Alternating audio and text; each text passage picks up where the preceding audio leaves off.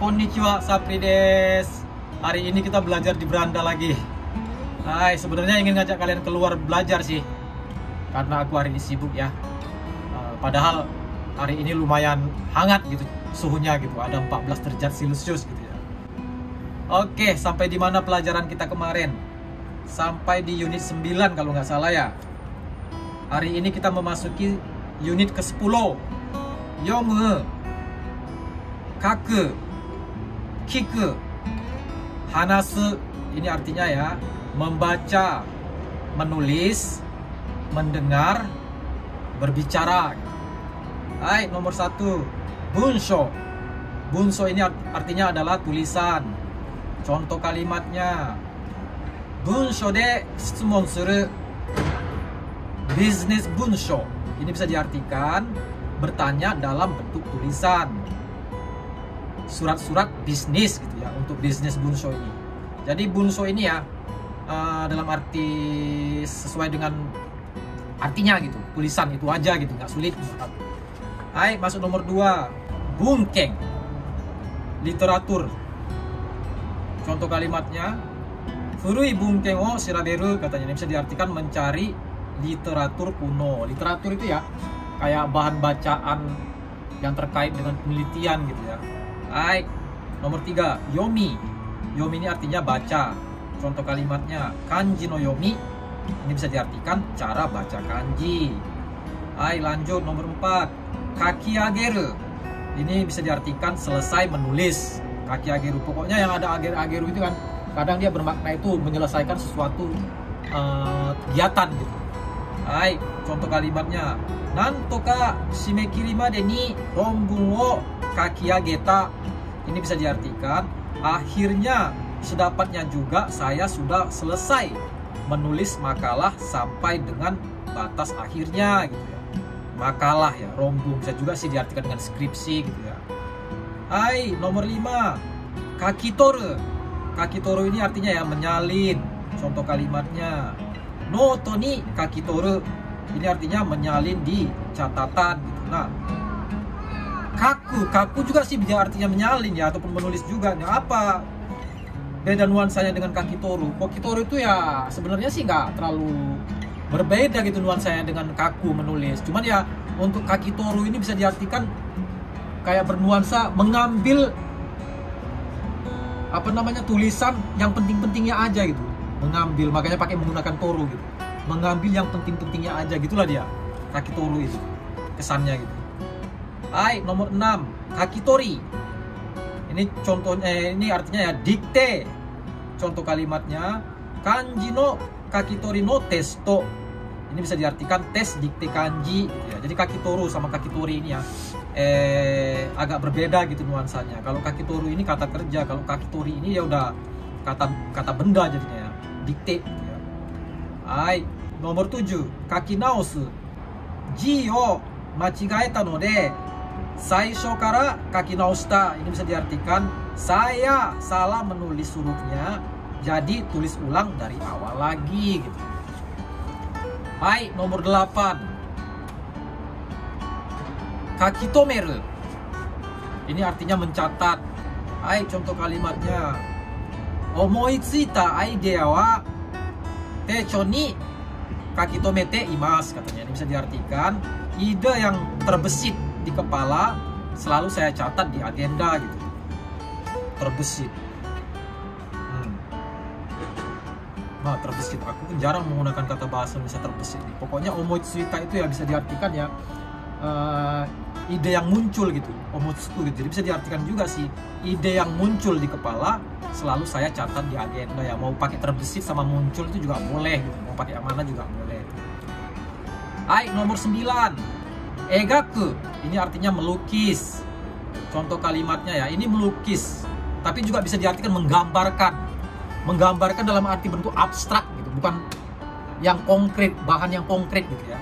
Contoh kalimatnya, kodomo no koro shourai ni donna yume o egaite imashita ka, katanya. Ini bisa diartikan waktu kecil bagaimana Anda menggambarkan cita-cita Anda di masa yang akan datang, katanya. Jadi sini ya berarti kan melukis itu bisa juga sih melukis sebuah lukisan juga boleh itu egaku ini.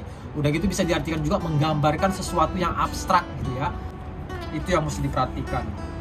Hai, nomor 10, hyoji suru. Ini bisa diartikan petunjuk ataupun indikasi gitu.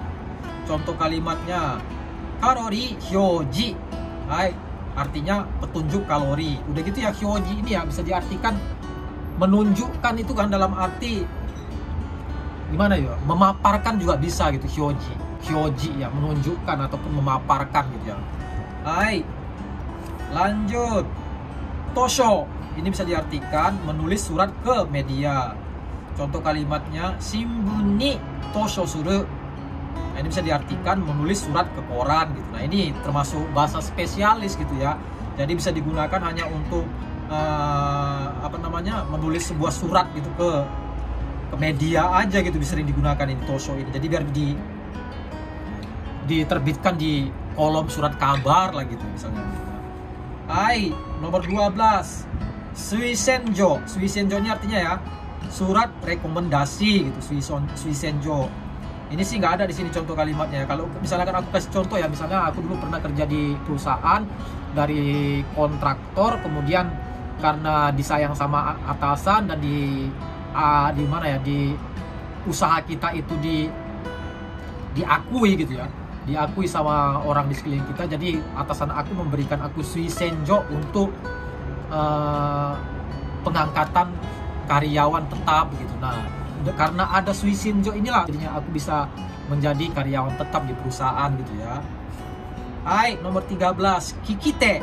Kikite ini artinya ya pendengar gitu. Nah, ini antonimnya ya, kebalikannya itu hanashite. Jadi kan aku sebagai hanashite, pembicara. Nah, yang melihat konten aku ini adalah kikite, pendengar gitu. Nah, itulah dia contohnya. Hai, nomor 14, kikinogasu. Ini artinya tidak tertangkap di telinga gitu. Hai, contoh kalimatnya. Imano tokoro kikinogas chatta. Nanti tano katanya. Ini bisa diartikan, aduh, yang tadi ini tidak tertangkap di telinga gitu. Bilang apa? Kikinogasu ya. Jadi orang ngomong kita nggak fokus, nggak konsen. Jadi apa yang kita ngomongin itu, yang mereka ngomongin itu kita nggak tertangkap di telinga kita. Makanya tuh, gomenasai, kiki nogas chatta gitu. Kiki nogas chatta, yang didengarnya itu meleset, lari. Hai, nomor 15, toi awaseru. Ini bisa diartikan menanyakan. Itsukara yoyaku dekiru ka toi awasete mita. Ini bisa diartikan saya coba menanyakan mulai kapan bisa booking gitu ya. Nah, ini ya, toi awaseru ini, menanyakan ini hanya digunakan untuk menanyakan ke mana ya, kayak macam ke perusahaan, pokoknya ke pihak yang organisasi gitu, bukan digunakan untuk menanyakan terhadap personal gitu. Itu dia bedanya gitu. Jadi kalau untuk terhadap personal ya, orang sama orang itu ya, seorang sama seseorang itu, untuk menanyakan sesuatu terhadap orang, kita cukup dengan menggunakan kiku gitu. Nomor 16, toyawase. Nah, toyawase ini ya menjadi kata benda dia ya, jadi pertanyaan gitu. Hai, contoh kalimatnya. Toyawase wa kaki made.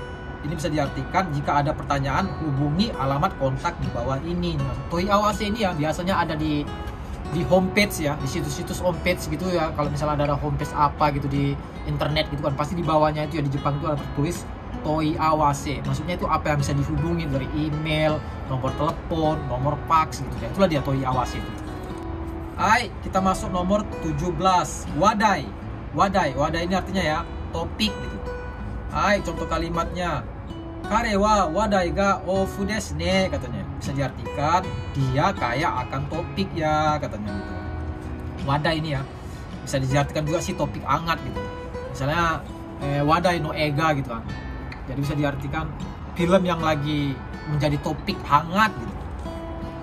Hai, nomor 18, ikakeru. Ini bisa diartikan hampir keluar mulut. Contoh kalimatnya, kanojo wa nanika ikakete tochu de yameta. Bisa diartikan dia hampir saja mau bicara, kemudian membatalkannya gitu. Nah, itu ya, mau bicara, hampir keluar dari mulut tapi dia membatalkannya gitu. Hai, nomor 19, hanashi kakeru. Ini bisa diartikan menyapa. Menyapa juga bisa, memulai untuk berbicara juga bisa gitu artinya. Contoh kalimatnya, kare wa sugoku isogashi sou de hanashi kakerarenai, katanya. Ini bisa diartikan dia sepertinya sangat sibuk sekali sehingga tidak bisa disapa ataupun tidak bisa diajak untuk ngobrol gitu, ngomong, untuk berbicara gitu. Hai, nomor 20. Yobikakeru. Ini artinya menyerukan ataupun memanggil juga boleh sih, memanggil orang gitu, boleh juga gitu artinya. Hai, contoh kalimatnya, higai ga kakudai shinai yo keisatsu ga tsui yo yobikakete iru. Ini bisa diartikan agar kerugian tidak meluas, polisi sekarang menyerukan perhatian gitu. Hai, boleh memanggil juga boleh ya, nggak apa namanya, nggak jauh, beda gitu maknanya. Hai, nomor 21. Sasayaku. Sasayaku ini bisa diartikan berbisik gitu ya. Contoh kalimatnya, sonna sasayaku yo na chisai koe ja kikoenai yo, katanya. Ini bisa diartikan dengan suara kecil seperti berbisik begitu ya tidak terdengar, katanya. Hai, nomor 22. Hatsugen suru. Ini bisa diartikan suara ataupun ucapan gitu ya. Contoh kalimatnya, Daijin no hatsugen ga mondai ni natte iru, katanya. Ini bisa diartikan ucapan menteri sekarang sedang menjadi masalah. Nah, hatsugen ini ya, ucapan ini dalam bentuk formal gitu. Jadi dalam percakapan sehari-hari nggak digunakan. Biasanya ini digunakan dalam bentuk situasi formal gitu ya. Hai, nomor 23. Enzetsu suru. Ini bisa diartikan pidato. Contoh kalimatnya, Mosugu daitorio no enzetsu ga hajimaru yo, katanya. Bisa diartikan sebentar lagi pidato presiden akan dimulai loh, katanya. Hai, nomor 24. Hanashiau. Hanashiau ini artinya saling berbicara. Hai, contoh kalimatnya, Hongo no koto ni tsuite minna de yoku hanashiatte kudasai, katanya. Bisa diartikan tolong saling berbicara dengan semua mengenai hal yang akan datang, katanya. Hai, Hanashiau. Sebagai tambahan ya, Hanashiai. Hanashiai itu artinya pembicaraan gitu ya. Dia berubah menjadi kata benda ya gitu. Hai, masuk nomor 25. Ronjiru. Ronzuru. Ini artinya membahas. Hai, contoh kalimatnya, Tsugi wa anzensei ni tsuite ronjitai to omoimasu, katanya. Bisa diartikan saya akan membahas masalah keamanan. Ronjiru. Ronzuru ini pun juga formal, dalam percakapan sehari-hari jarang digunakan gitu ya. Dalam situasi formal aja dia gitu digunakan. Hai, nomor 26. Ronso suru. Ini artinya perdebatan. Contoh kalimatnya, Shohize o megutte hageshi ronso ga okite iru, katanya. Ini bisa diartikan terjadi perdebatan sengit seputar pajak konsumsi, katanya. Formal. Ronso, jadi jarang digunakan ya dalam percakapan sehari-hari. Hai, nomor 27. Kaisetsu suru. Ini bisa diartikan ulasan.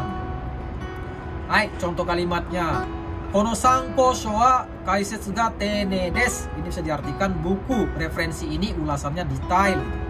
Detail, sorry. Kok jadi detail? Detail. Hai, kaisetsu suru ini ya, dia formal tapi dalam percakapan sehari-hari juga sering digunakan gitu ya. Hai, nomor 28. Komento suru. Ini artinya komentar. Contoh kalimatnya, Sakuhin ni tsuite sensei kara komento o moratta. Ini artinya saya mendapat komentar dari sensei mengenai hasil karya saya gitu. Oke. Nomor 29. Mongku.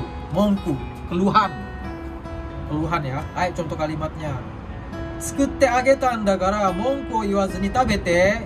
Bisa diartikan kan udah dibuatkan, jangan mengeluh, ayo makan. Hai, contoh kalimat lain, Monku ga attara kaisa ni yitte, katanya.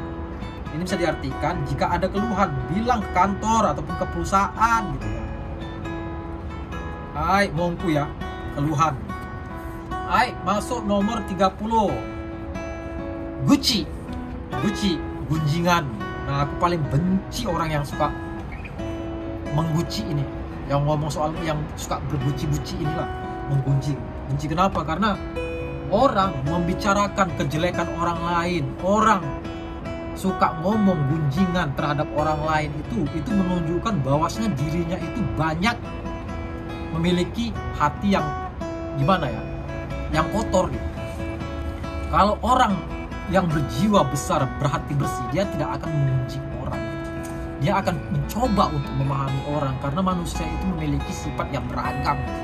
Karena atasan aku dulu ya, atasan yang aku hormati gitu ya, mengatakan kita kalau melihat karyawan itu ya, dia bilang aku tidak melihat karyawan itu hanya dari kejelekannya aja gitu, bukan melihat keburukannya aja gitu.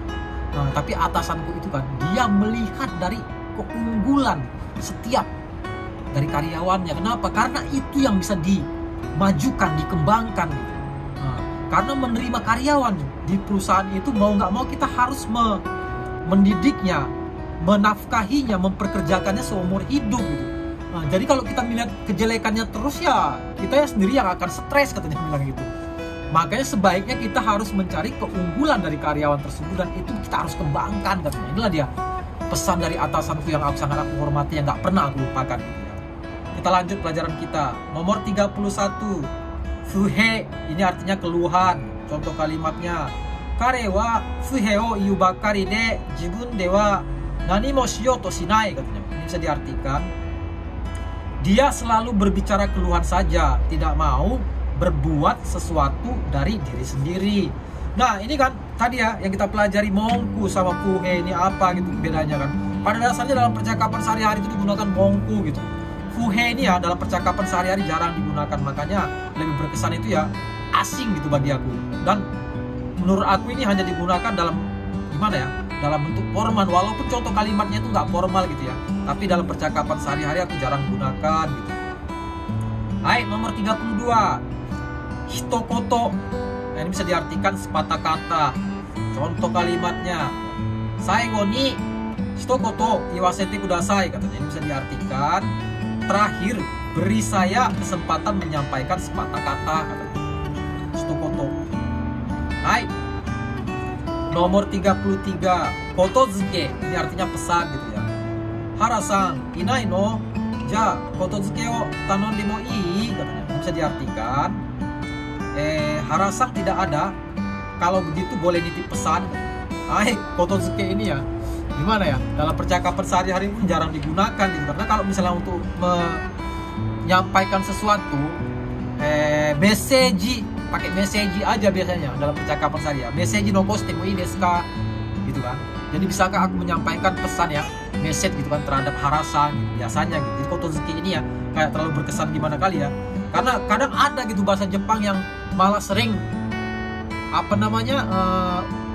malah sering menggunakan bahasa serapan dari luar gitu, pakai bahasa Inggris daripada bahasa Jepang sendiri. Misalnya harga diri.